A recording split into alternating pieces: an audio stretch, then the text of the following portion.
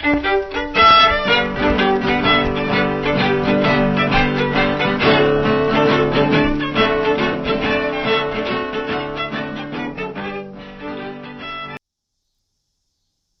and welcome to Luminaria, the podcast where we shine a light on New Mexico history and genealogy. Today's a special episode because it was in May.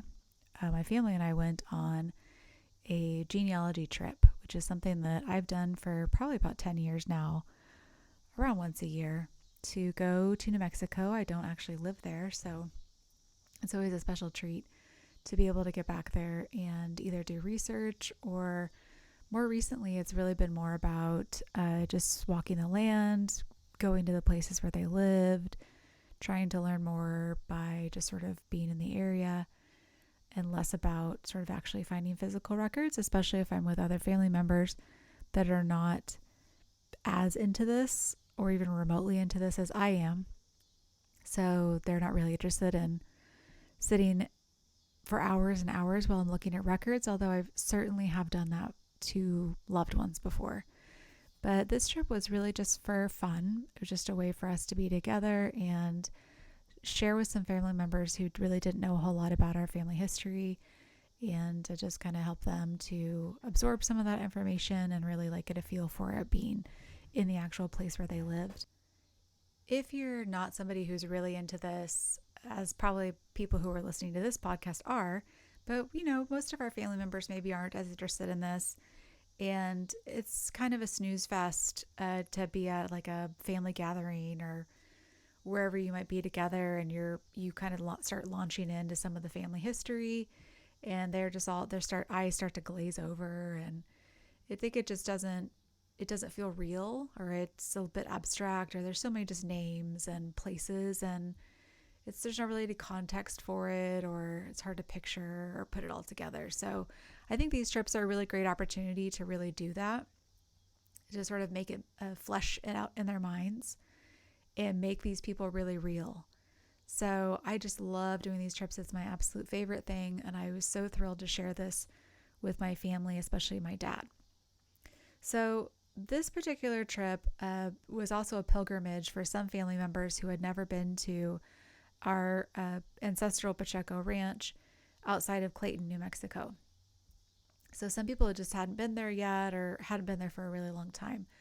So that was really special because, of course, that's a really meaningful place to us. If you listen to my Pacheco episode, my great-grandfather had a large ranch even at that time.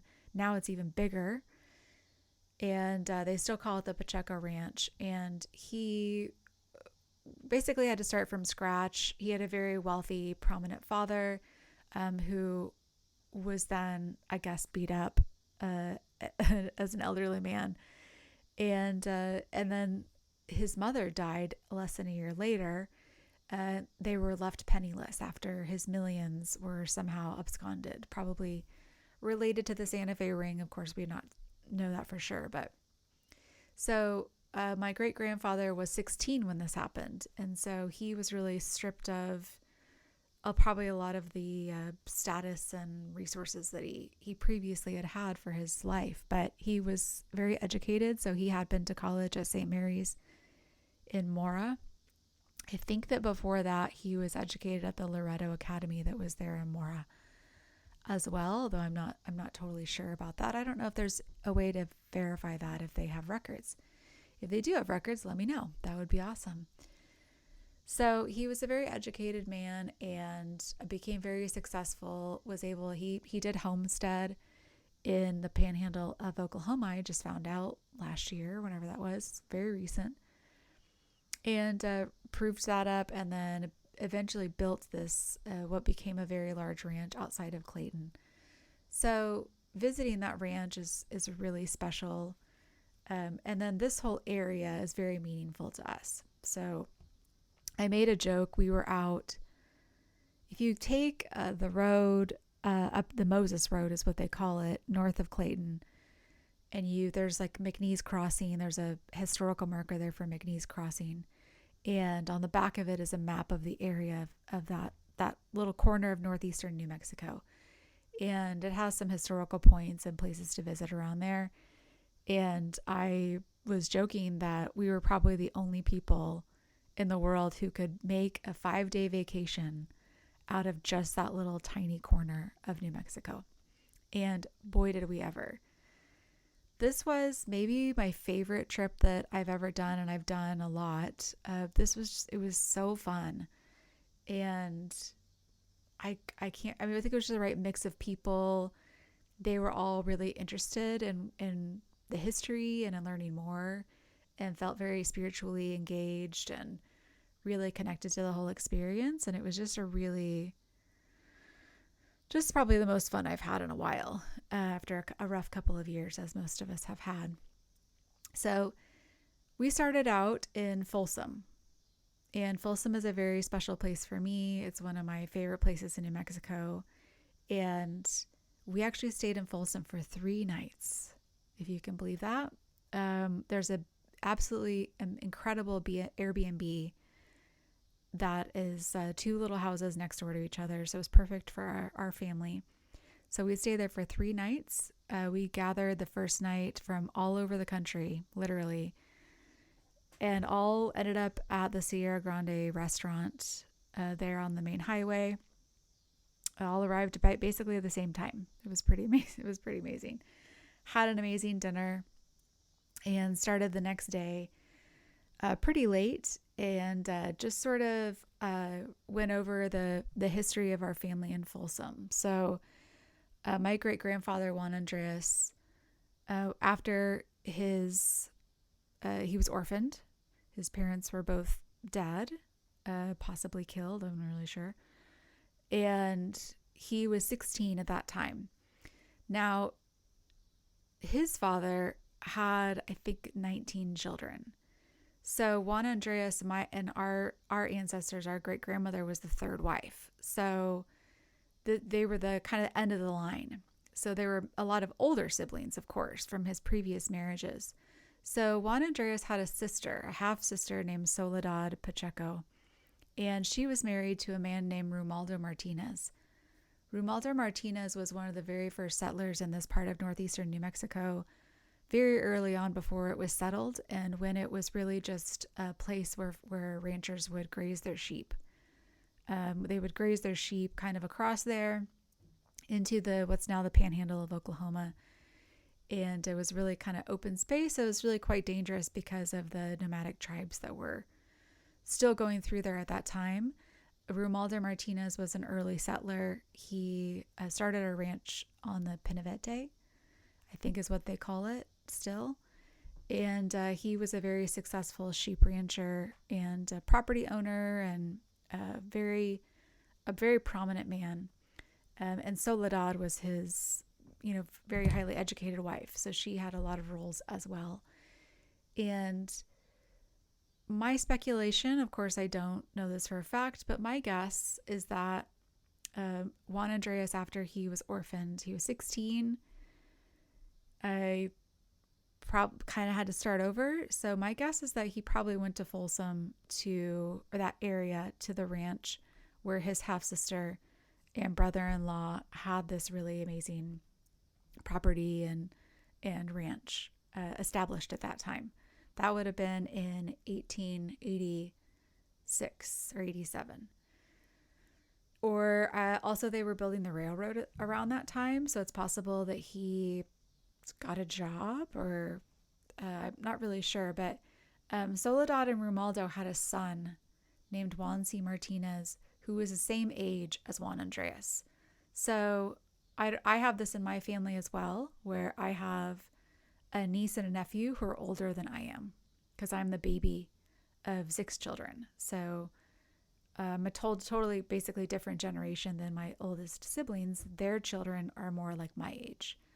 I'm sure you all have some of this in your family as well.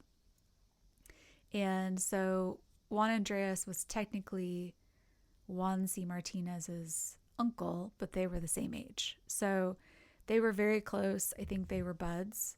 And so I'm sure they were like hot young guys, like 16, 18, living it up in Folsom. And you start to see that in the newspapers. And I remember when I first went out to Folsom for the first time, I went to the public library in Raton, and they had, I think they're in a better form now. I could be wrong, but it was quite an experience, like going through microfiche or microfilm, and the quality of the film was really rough. Like, I think I had a major headache trying to look through those, and I couldn't read some of it. But the earliest mention that I find, I start to see some stuff about Juan Andreas and Juan C. Martinez, is references to them sort of being hot bachelors around town and the girls being interested in them. And Juan C. Martinez goes on to marry Juanita Barela, who was the daughter of Casimiro Barela, the famous senator from Colorado.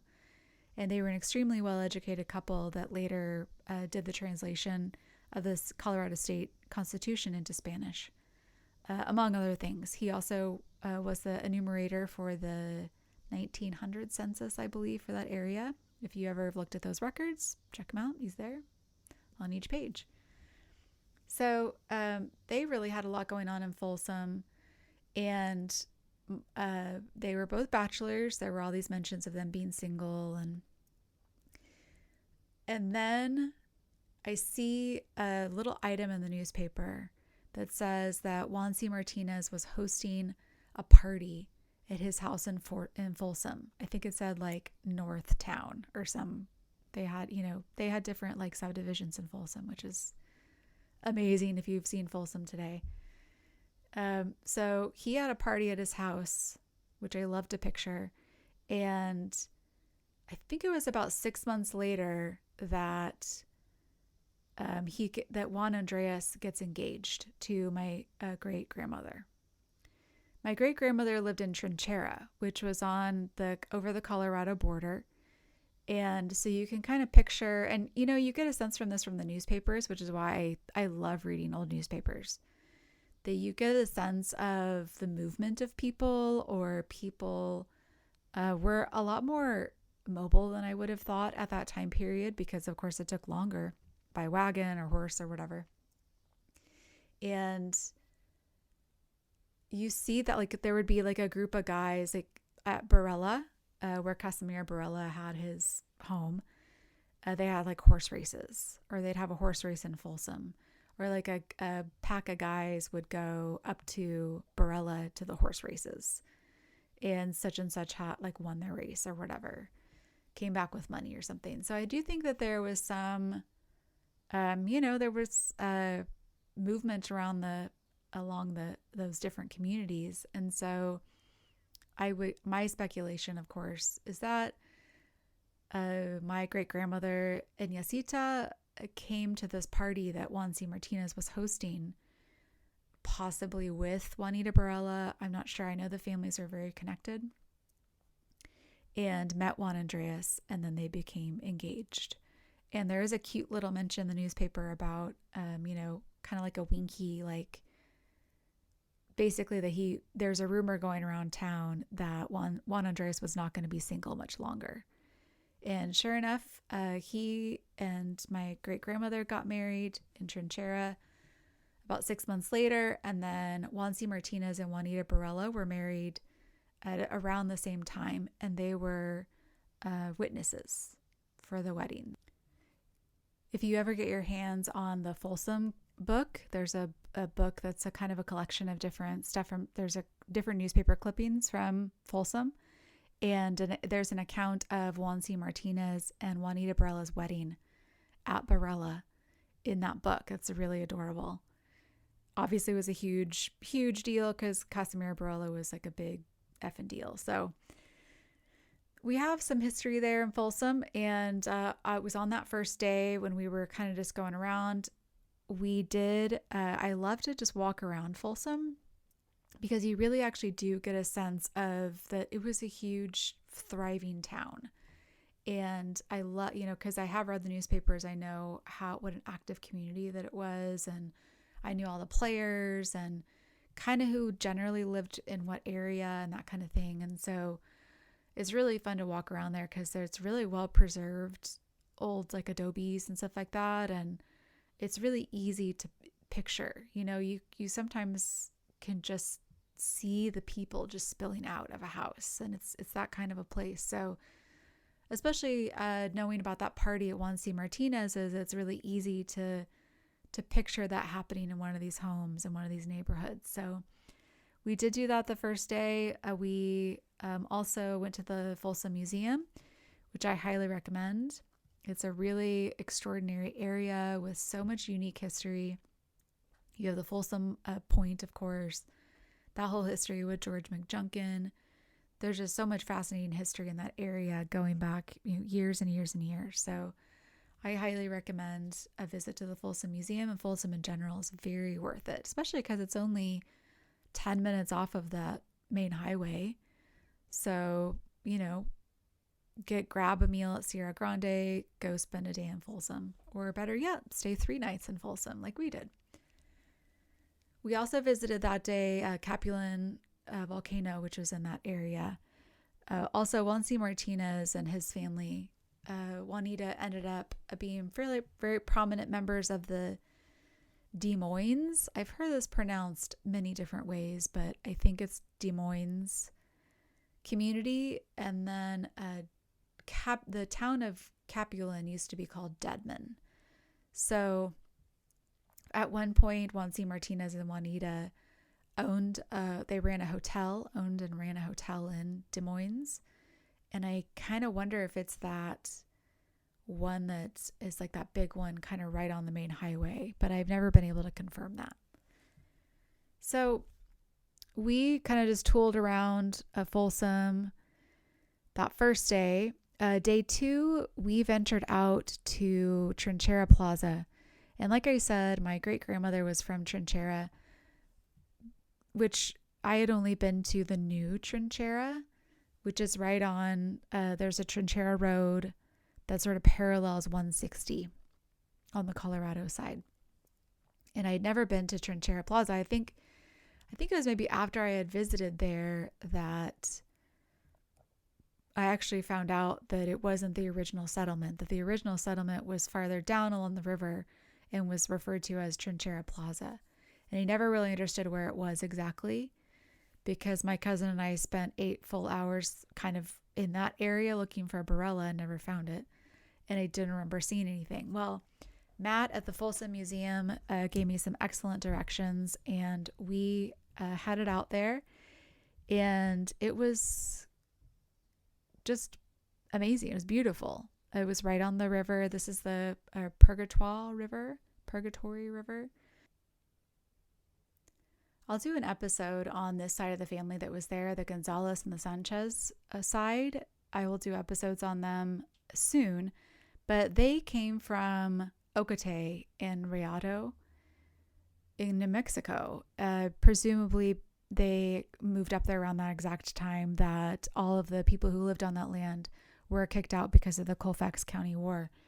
So presumably that's why they came up there, but it's why there, it's just a little like, well, how do they make these decisions? And you can kind of see it when you're like, oh, the river's here. And of course there's cottonwoods and some trees. And so you understand a little bit more once you actually see it. And we didn't really know where to go. There wasn't like a whole lot out there. So my strategy on these trips is always just to sort of walk around and look suspicious. And ultimately somebody will come and try to figure out what you're up to. And then you can ask them questions. And worked like a charm. We just sort of were wandering around, and somebody pulled up on their ATV and greeted us as cousins and knew all about the area. His family were Gonzaleses, and they had lived there for since the 1850s. I actually haven't gone back and looked at the records to see how we might be related exactly. He had his great-grandparents' names, and they weren't immediately in my line, but I'm sure we were obviously related at some point. And he was just amazing, welcoming, showed us back to his house, let us eat lunch under some shade trees, and was incredibly gracious and delightful. One of the best parts about these trips is the people that you meet and the stories that you get to hear, the knowledge that's shared, and then, of course, inevitably, you're related to them. So you get to meet some cousins, and it's so fun. He had some really amazing photos, really amazing stories, and it was such a pleasure to meet him. And he did tell us that there wasn't really anything left of the original Trinchera Plaza. I think the foundations for the church were there, but that was pretty much it. I think that they took all of the materials that had comprised the Trinchera Plaza and moved them to the new Trinchera, which I believe they started, I think it's maybe 8 miles away or something because of the railroad. The Folsom Museum did have a write-up that was really helpful to give us some context for what was happening in that area. So our new cousin also told us about the cemetery that was nearby. Actually, we could see it, but you kind of had to go all the way around to try to find it. And it was on private property. So we spent probably 4 hours looking for this cemetery. And we all kind of wanted to be in one car. We had one car that was 4-wheel drive and then a sedan. So we ditched the sedan and we actually all piled in to the back of my cousin's 4-wheel drive. It was very adventurous. Huge kudos to my cousin for being extremely adventurous. I loved it. It's exactly who you want on these trips. So we kind of just like cruised around this property for a very long time, trying to figure out the directions. We finally gave up. We're on our way off of this property and a truck pulled up and my brother was driving and he just was like going to cruise on by. And I was like, I think we need to talk to him, or he wants to talk to us. So we turned around and went to talk to him. Sure enough, he was ready to call the sheriff on us because he saw us wandering around back there for hours and didn't know what we were doing.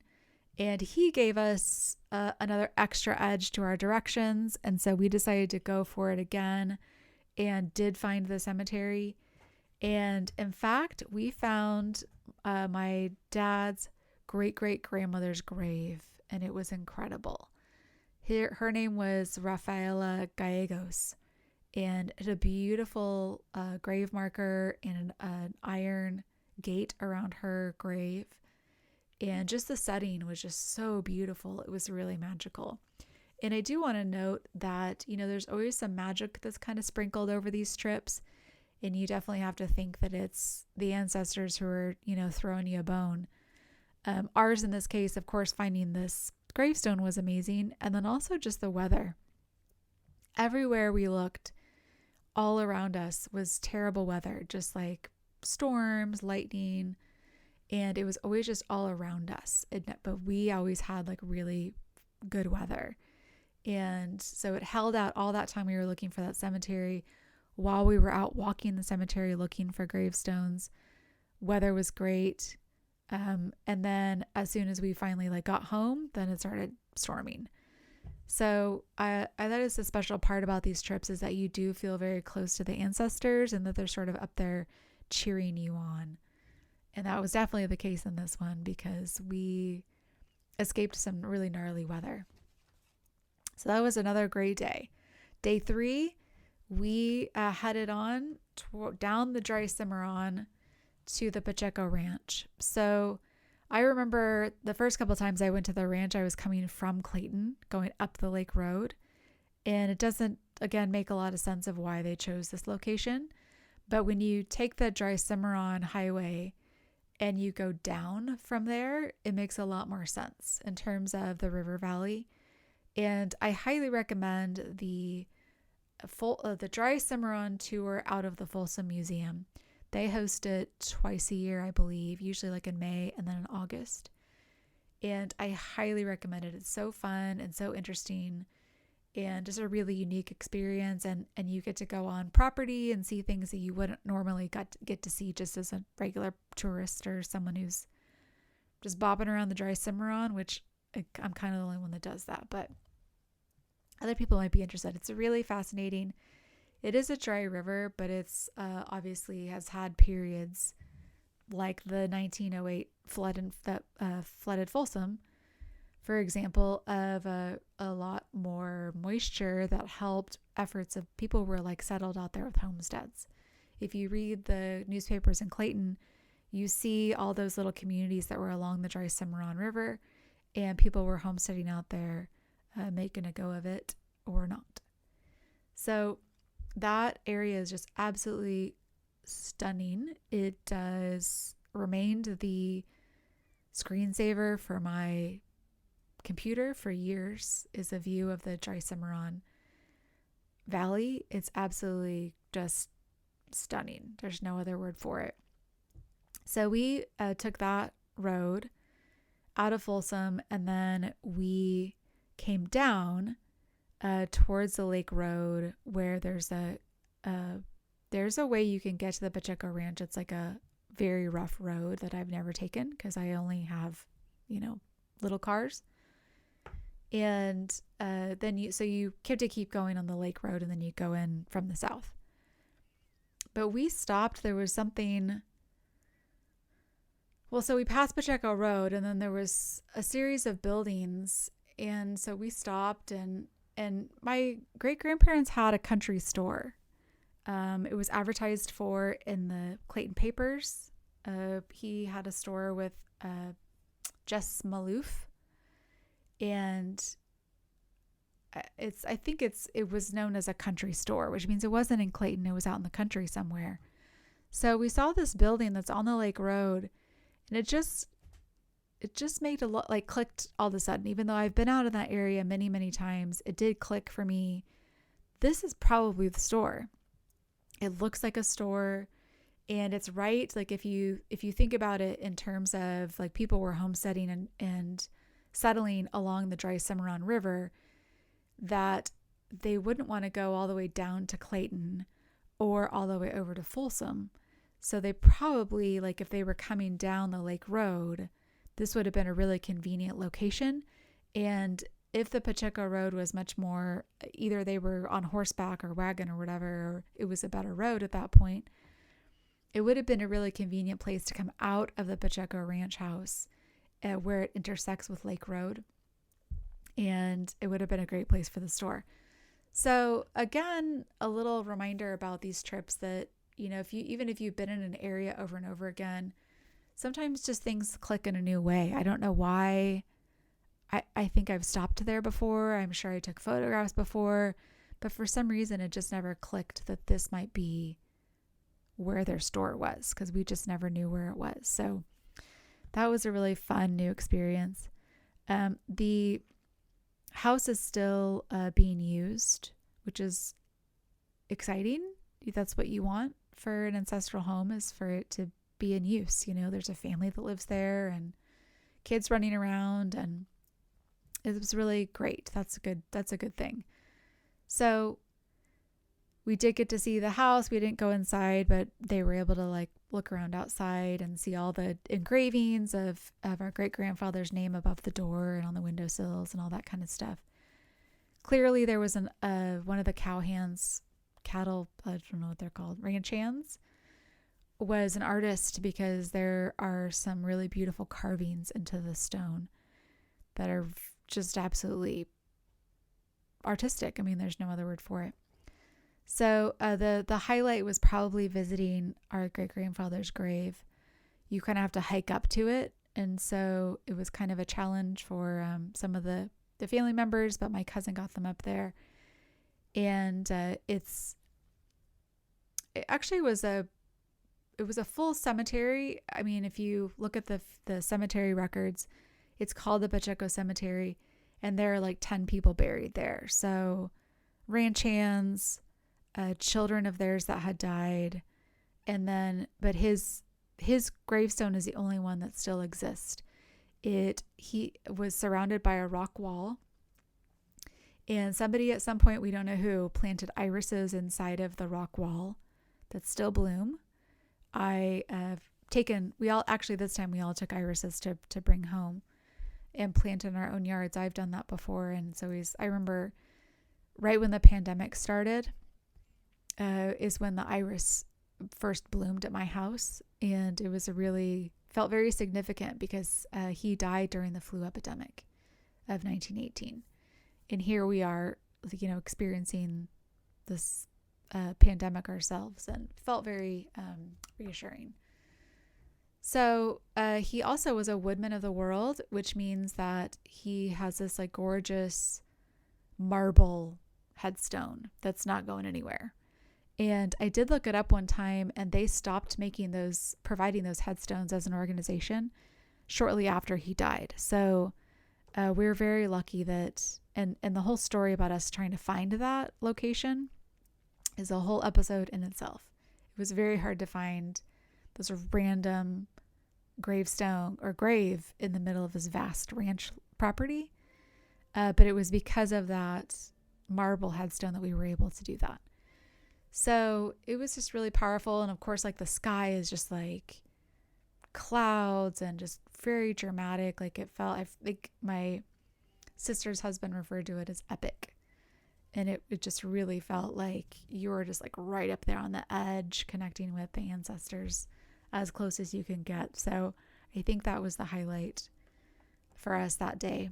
And then on the way home, we stopped at Clayton Lake State Park and checked out the dinosaur tracks. And generally, that state park is one of my favorite places in New Mexico. I love camping out there.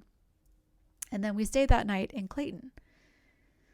So day 4, the next day, we some of our party had to head out, but the rest of us visited the Hertzstein Museum in Clayton. Huge shout out to them. They have an amazing collection and are such a great resource, and a really exciting thing for that area to have such a great place like that to preserve history and document the heritage of that area. They also sell memberships. So it was during that trip that I became a member, which I was very excited to do. Love to support them. And then we headed out to Moses, which is just north of Clayton, kind of the opposite direction of the Lake Road, or not the opposite, the other side of Clayton. Because the Moses Church was the closest Catholic church at that time. They didn't build the one in Clayton until later. So our ancestors that lived out there and had ranches out there went to the Moses Church. And that's where like my grandmother was baptized, had her confirmation. That's where they got married typically. And that's where they went to church every Sunday, I guess. The church is well preserved by a group of citizens in the area who still, I think, hold a service there once a year. Which we really appreciate because it's a special place for us for sure. And I'm sure lots of families out there that have history there. What's also interesting about Moses, they have Old Moses and New Moses. And I think there was a flood and they had to, again, same thing, like pick up all the pieces of Old Moses and carry them down to New Moses to rebuild. And there was a show on Netflix a couple of years ago called Godless. And the main character is from Moses, New Mexico, and they refer to Old Moses and New Moses. And it's a very odd, very obscure reference. And I kind of thought, because they do have like a flashback to his time there, and it doesn't look like Moses at all. And so I thought, well, maybe they just sort of saw it on a map and it just resonated with the theme of the show. It's a very good show, by the way. I highly recommend it. And it's about a mining town in New Mexico where all the men died in an explosion, and so it's run by women. And I'm totally forgetting the name of the town, but I was looking at old newspapers in Clayton, and I saw that town referenced. And I actually looked it up online and tried to figure out, like, did the writers like know about this? Like, are they reading newspapers in Clayton too? How do they know about this? And I couldn't find any reference about it online. And so I don't know if it was a weird coincidence, but there was a mining town by that exact name. I don't think it referenced being run by women at any point, but anyways, I recommend that show. And it was just a weird, because like I said, not very many people are sort of interested in that part of New Mexico. There's a lot of sexier places in New Mexico people study all the time and read about and write about. and this is not one of them. So I just do always like to have a little shout out for anytime this area is referenced or pops up, because it's such a fascinating area. And like I said, we were able to have an absolutely incredible 5-day vacation in this little corner of New Mexico. So at the end of our trip, I did have my family get together and share about their feelings about their trip and what they learned. And it turned into the best conversation. If this podcast accomplishes nothing else, at the very least, it got my family around together to have this conversation and share a lot of things.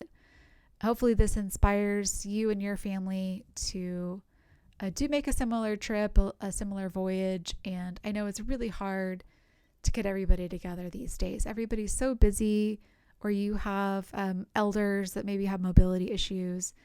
And this was a real dicey trip for me to take my elders on, because it was very remote out there.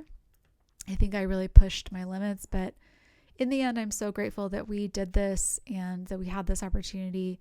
I think it was really, really powerful for all of us. So next up is a conversation from my family about this experience that we all shared. I think it's some place that I've wanted to go probably my whole life, and finally made it at 55. And so for me, it was a very spiritual experience for me. Well, that's And to be where my ancestors and my grandmother was born, and a place that I've heard for my entire life about. When did you first hear about the Pacheco Ranch? Oh, from my grandmother probably, I want to say. She always talked to us kids about where we were from and who we were. She very much instilled that in us when we were always around her. She always said that you should be proud of who you are Who and you where were. you're from. Yes. Yeah. Exactly. So for me, it's kind of like, Grandma, I made it. I finally made it. You know, it was very important for her that we all... Well, she wanted to always come. Yes.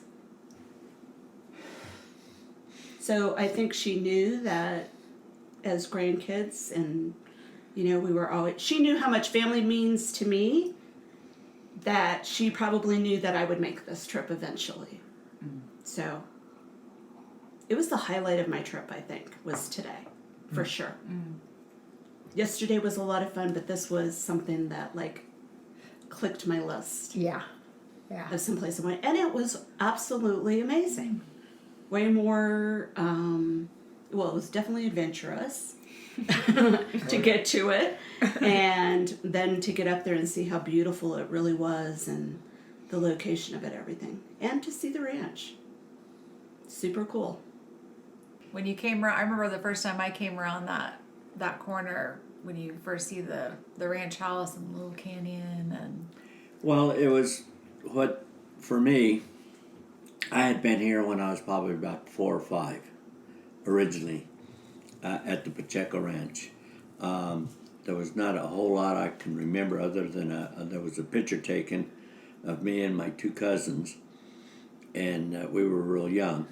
But what the trip meant to me, and probably that's why I didn't get out and go and look and do all the sightseeing that you guys did, is I wanted to go to the ranch, the actual Pacheco Ranch. Like, when we were seeing all of the expanse of that land out there, you know, and it's somewhere out there. But I was describing to her when I remember as we went down into a canyon, and I could see the house, and also I could see that wall that's around the actual house. That's what I remembered, and that's what I described to her. So when we came around that bend and seen that house, the reality of we hit the jackpot. And but also for me is going up to see my grandfather's grave. It touched my heart. And I think Rick said, if it wasn't for him, none of us would be here. And it was like I was silently thanking him for being part of our ancestry and the beginning of what we call as our family. Yeah, it goes way back further, but that was my mother, her father. So that's the reality and what made my trip what it was. And I'm very thankful for you and the group to get together. I tried to do it the last time, but I just couldn't make it. But this time I definitely was going to make it. So thank you for inviting me to be here with my family. Appreciate it. That's great. Thank you. Yeah. Well, we got to that one point, and then you guys weren't in the car with us, but I was like, I don't know how we're going to get up there. I don't know if you guys saw us on the side, and we pulled over, and there was not a direct road up to the top. And there was a lot of stuff in the ground, and I was like, I don't know if I should do this. I don't know how to get. And then I was like, I'm going. I need to get my dad to the top to see this. I know that's what he wanted to do, and I did. And you did it. You did it. So. Yeah, so I think overall, going into the trip, I've not really spent a lot of time in New Mexico at all. And so then I was thinking we're going out to these small little towns, like far east. So I was expecting kind of like very desolate prairie land. So I was really surprised of how lush all the areas that we visited are. Like even just Folsom was beautiful in certain areas when we went. And that really surprised me and really, reminded me just be there in the moment and experience like where we're at, and whatever I was thinking it was going to be, it's not like that. And it was really, I was telling my mom, like every day in the car, I'm like so shocked how beautiful it is out here because I just, thinking kind of desert prairie land, more so than the lush, mountainous kind of areas that we've been in. So that has been really surprising and really, really beautiful. And I think this whole trip, growing up, my grandfather and my grandparents and my mom and all our family is always very focused on, like, family is important, like, we're always together, like, it doesn't matter what happens, like, you be there for your family. But, like, I've never really known too much about, like, our family on my grandfather's side. And I think grandma died before I was even born, maybe, or I was a baby. I think you were not born. Yeah. So I never even got to meet her. I just knew Grandpa Reuben. So to be able to learn more about like our bloodline and that family ancestry and the history and where we've really come from, and that has been just a really beautiful experience that I'm really grateful for because, I just never knew all of this. And it's one thing, to talk about it at like a family holiday, but to come and be on the land that they were on is just something really special. So, yeah, I've really loved all of it. Yeah. Wow. So my mind is, and my heart is kind of going in all different directions. But what the main thing is that I'm connecting with is recently having this memory of being 5 years old and having this, oh my God, I'm getting emotional thinking about it. Having this memory of being with Dad, and sounds really bizarre, but we were in a grocery store, and this is like a 5-year-old memory, being in a grocery store, and Dad wanted me to buy a doll. And so I don't know what grocery store this was, but there were all these dolls above the produce. And I don't even know if you remember this, Dad, but like I looked at the dolls and it's like, why? Like, why do I need to pick one out? But there was a lot of energy around this. And so I picked a doll out, and it was like this big white kind of almost scary looking doll. that he got for me. And then I realized when I had this memory as an adult, it's like that was the last time that I saw him. Oh, wow. Yikes. Before we were separated and then adopted by another man that we were told to accept as our father. And as a little 5-year-old, it's like, this dude is not my father. And it just started this whole, experience of I have to find him again. And so having this experience of finding you and then, meeting Grandma Silva again and Grandpa Reuben and the whole family, like you at Grandma Silva's memorial when you were like how old? 13. 13. And just seeing you for the first time in 37 years, from 5 to then, was it 37 years? Anyway, a lot of time had lapsed. And then to have this experience where not only do I get to see the family, but I get to experience the history of the family, the lineage, that's in me, that comes through you. And it was really about, it was really about belonging, like just finding, reconnecting with where I belong. Yeah. And so this experience that we're having on this trip with all of you is really about coming back home in a way. And it's just like such an amazing gift. And I just am so grateful that we've all had this experience. So let's see. At first it was like I was just amazed because I'm just learning about all the lineage at that point. This was in 2017. And so I'm just, Juan Andreas and all these names are just like swimming around. This time I've with being able to think about it, it just made more sense to me now. And so I felt more grounded when I was at the ranch today. And found a little love rock for my little Heidi from the Pacheco Ranch. So she'll like that. All right. And we'll have that in the house. And anyway, it's just been a great experience. And I hope we do others. And love you all. Back at ya. One other thing, it's been fun to hang out with the old guys. And it's been fun to see their interaction as brothers. So we were tight when we were. Yeah, I could tell. Since this met my wife, she would have loved to have been here. Yep. Believe me, she would. Oh, yeah, we know that. And I think she orchestrated some of the things that happened on this trip. Truly believe that. Divine appointments. Meeting Mary at that restaurant. Driving the way we did. And then get into this strange house. And who is there?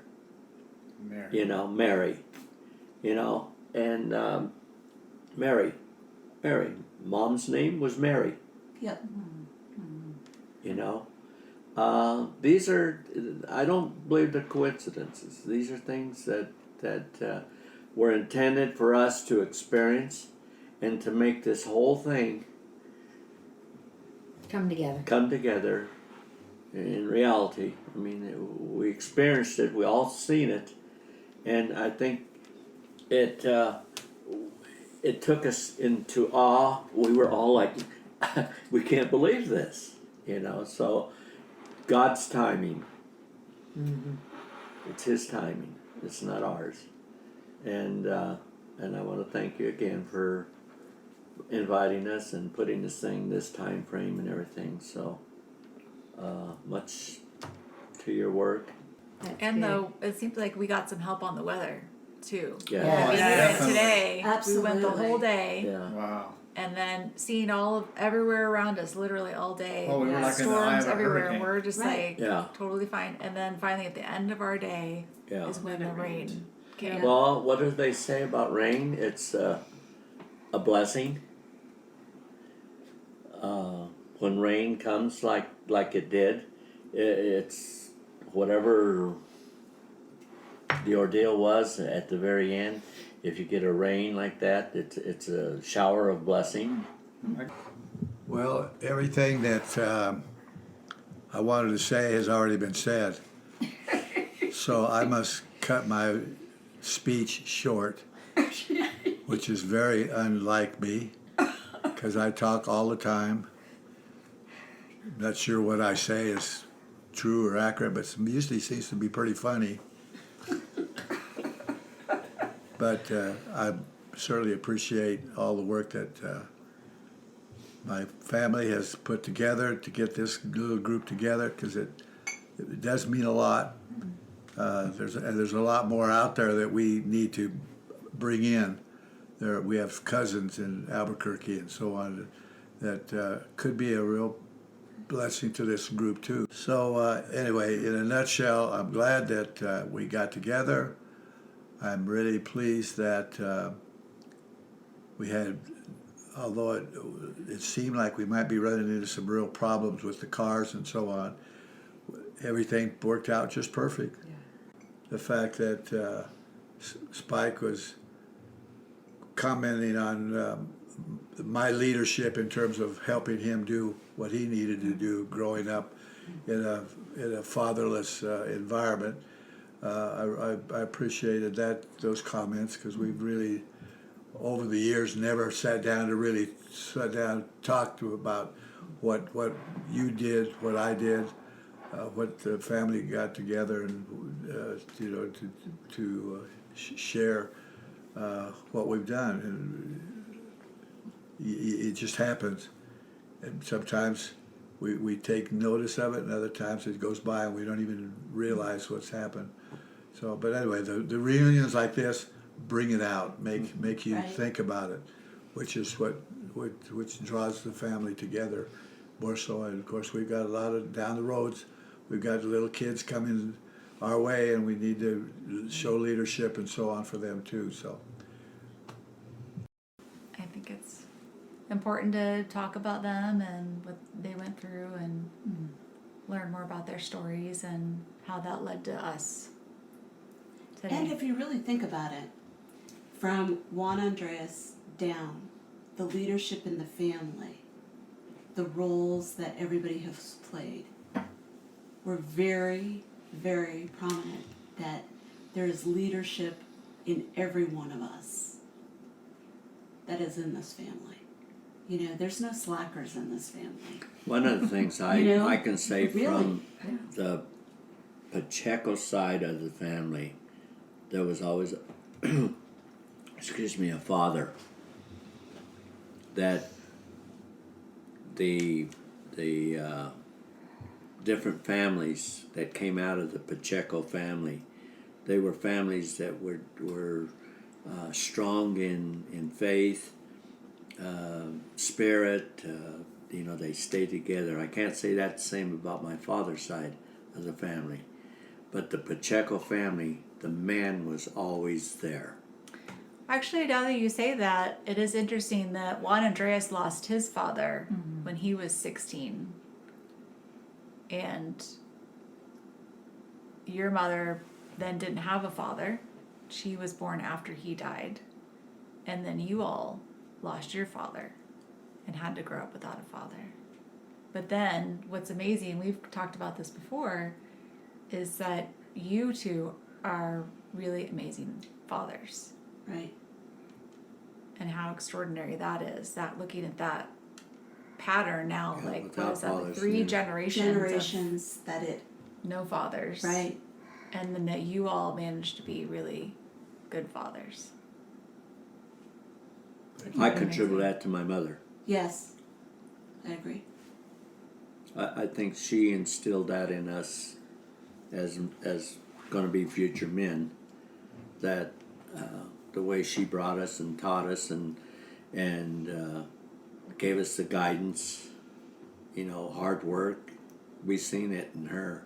She was our mentor. Would you agree, Jim? yes, very She definitely. sure was.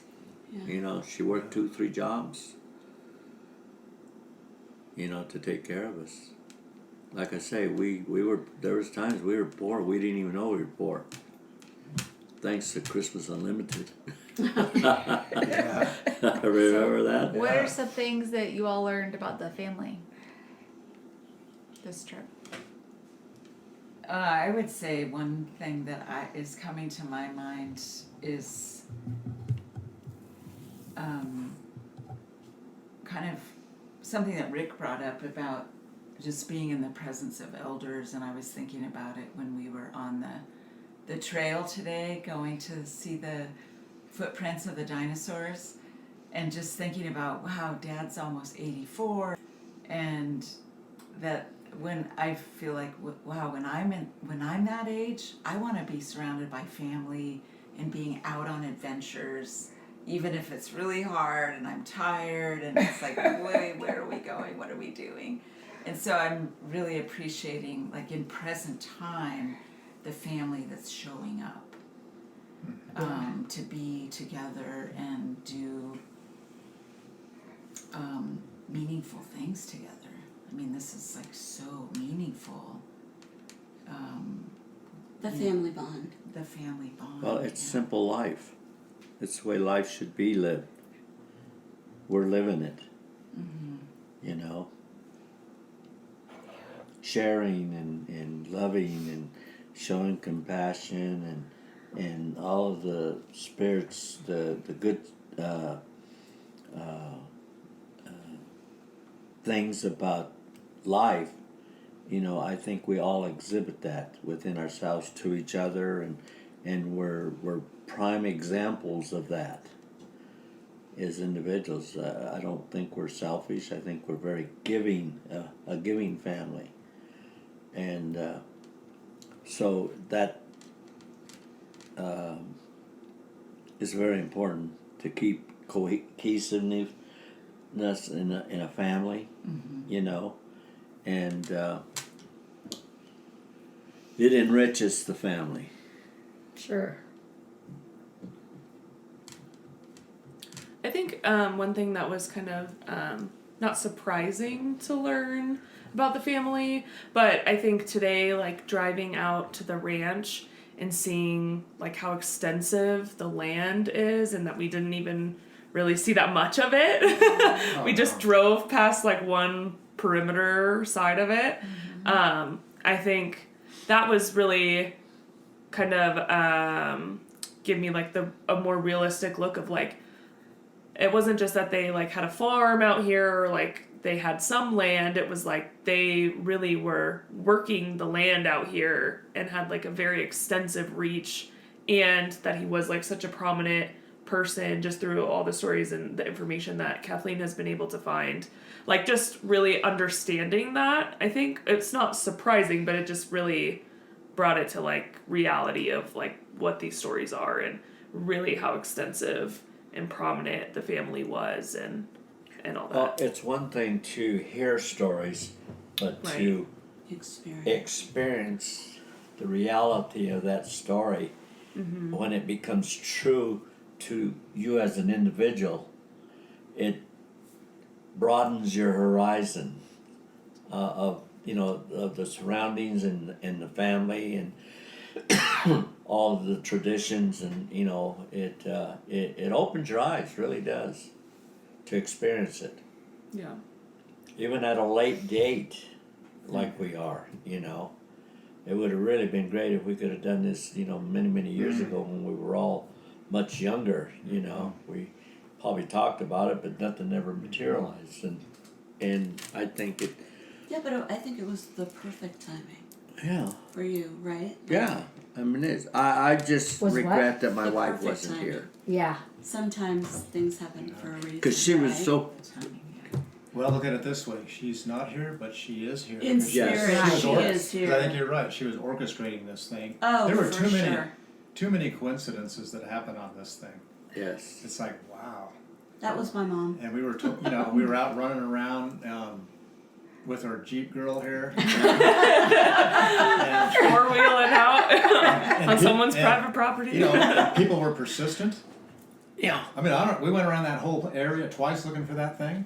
And then all of a sudden, we're getting ready to leave, and all of a sudden, Gerald Smith runs up, Exactly. getting ready to call the sheriff, once again in touch with the law. Yeah.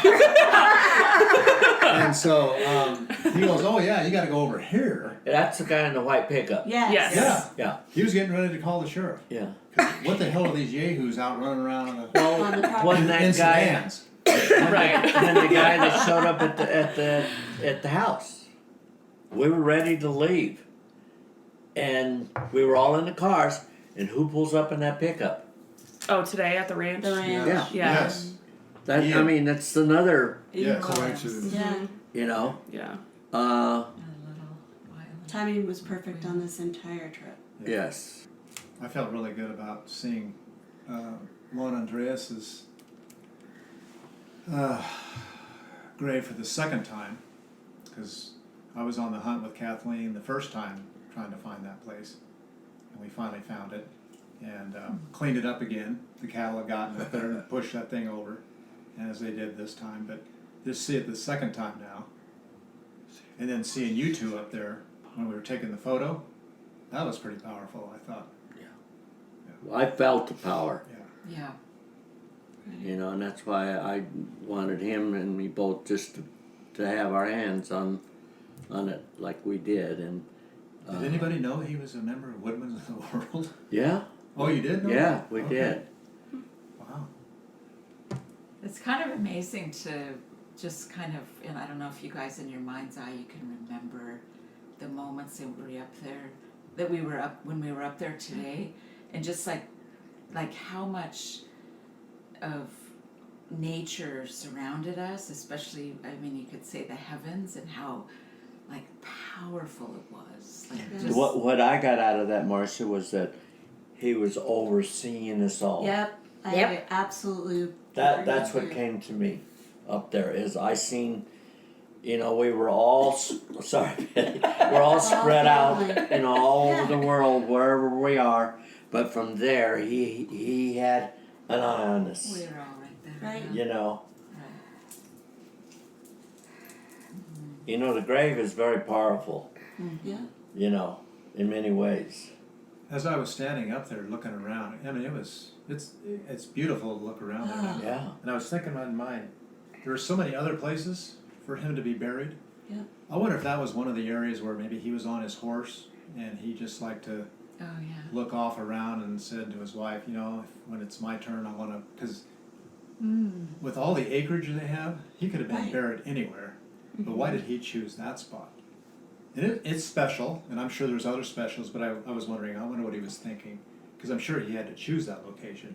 Or maybe he didn't choose it, but someone said, you know, Grandpa or Dad or whatever love this spot, let's put him here. Or maybe he requested it. But you know it also, Rick, where it's located, it overlooks the area of the ranch all around. Oh, yes. Right. So Yes. even though It was almost like the Like- high It was. Big yeah, was but him of that- for that himself little area. was Exactly. still on top, watching over his land. Yes. Do you know what I mean? Yes. Right. But I And his was thinking, family. he might have been up there on his horse one day. And said, Yeah. wow, this is all. I mean, mine." it was pretty incredible. Like the pictures you got from up there, Mm-hmm. looking out. I mean, it unbelievable. So Oh, yeah. going around, what was everybody's favorite part of the trip? Ooh, food. man, that's tough. Favorite what? Part of the trip. Part of the trip. Well, mine was the food. So, So thank You know? Yeah. Well, I think it was really good. That everybody did. Oh yeah, pitch Yeah. in. everybody chipped in. Everybody. How about you, Rick? I mean, I'm kind of like an organized guy. I'm not anal about it, but I like to have things organized, and I just like the way this whole thing fell together. People come from all over the country, and we just show up in front of the Sierra Grande. And then that theme just ran through the whole deal. I mean, Right. things just fell into place. And that's my favorite part of it. There was really no struggles. No. And if there was a struggle, we were either persistent or just rolled with it, and it happened for us. Yeah. That's Yeah. what I loved about it. I think for me, all the coincidences that occurred, beginning with the Mary. Mary. Yeah. And when it just seemed like there was something magical about that. And every time it happened, like your name and her name were the same. Oh, yeah. Oh, Yeah. gosh. That was just- probably the highlight for me. Meeting somebody else with my name. Yeah. And she was so lovely. Yes, she was. Oh, he stopped. Yeah. James Yeah. Chacon stopped on the side of the road to Ask find us. out how we were doing and what we were up to and Or all we were that. lost or whatever. Yeah. And, No, just- he said, they're probably my cousins. I should probably go talk to them. That's what he said. And sure enough, he probably is our cousin. Oh yeah, that was the other thing. No is doubt. we met a new relative, Yes. Jenna Chacon, Distant on the relative. Gonzales side, right? Yeah. yeah. Wow. I think mine was driving around looking for the cemetery. Oh, yeah. Being cramped in the back. As surreal as that was. Yeah. And then ended. You guys just were just gonna keep going and just kept at it. And we were just along for the ride, hanging on for dear life. And then we ended up finding it and found your great grandmother's grave, who apparently was the granddaughter of a priest. Yeah. The Catholic was San Jose, right? Yeah. Right. And I And think that's where we found it. just hanging out in Folsom too. There's something special about that place, and I Oh, can really yeah. feel. Oh, I and can feel a Matt's presence cool. there. Yeah. Of course, Matt's the best. Yeah. It was just really And, our and kudos to you for finding the great B&B there. our That was a little great yeah. spot. The Oh Airbnb my was gosh. amazing. This is like the most beautiful home. No comment on this one. My favorite part, I think, just through it all, like I always tell my mom this, like I always feel this like spiritual connection, like to ancestors, like family members that like we always talk about, even on my dad's side.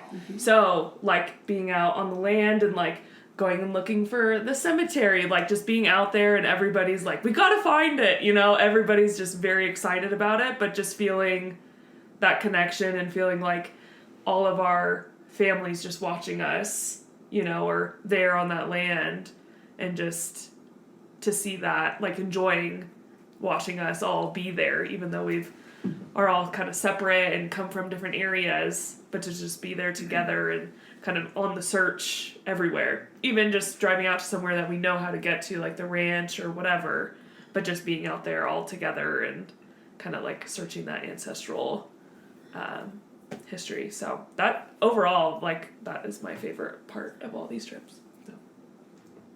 I think the love of the family. Being together and experiencing it all together. I mean, like, when we found the cemetery, it was like an aha moment for all of us. Independently, but together, right? Like, we were so excited. Because we almost gave up. And then we were actually leaving. Yeah, and Yeah. I just had this feeling, I'm like, I just knew we were going to find it. I knew it. We just had to keep going, and I don't know. I just think the family being together and all having a united feeling about our family and the love for our family. Clearly, because we wouldn't be here if we didn't, right? And for each other. And I hope to God that it lasts forever. Yeah. You know? I've been recently doing a lot of work on ancestral healing and just really kind of trying to connect with our lineage, and so, you know, I think the thing that we forget is like sort of earthly humans is that there's more going on than we realize. There's more surrounding us and present with us and loving us and wanting us to find our way than we realize. And I think that's been like such a big part of this trip. Like, I mean, even just the part of, like, I think Rick said, like, or somebody said, we were almost ready to leave, and then I said, I think we should talk to this guy. And so Rick turns around, and this guy is like, okay, wait, looks like they're coming back. I think maybe I should talk to them. And then, I guess what I'm saying is that spirit works in mysterious ways. Oh, that's right. And if you have like a kind of open heart, an openness to trust and hold space that the right thing will happen, then it does. And that was part of our experience. Yeah. Like, so the guy shows up. I was about to call the sheriff on you. I didn't hear him, but but then he gave us directions, and then we found it. Yeah. And find it we did. I want to thank my family so much for trusting this experience and being willing to do a little off-roading and spiritual connecting with our ancestors, and for sharing so openly about their experiences. It was really, really such a gift to have this trip with my family, and also to just, again, share our ancestors, to contribute meaning to our everyday lives today. And I think we all felt that. I hope this has inspired all of you to get out that four-wheel drive and go hunt down some ancestors. Thanks for listening to Luminaria. You can reach me at luminariapod@gmail.com. Our intro and outro music is of Varsoviana, performed by Nieves Anaya and his daughter Ernestina Anaya at Arroyo Hondo, New Mexico in 1940. It's part of the Juan Bautista Rael collection at the Library of Congress.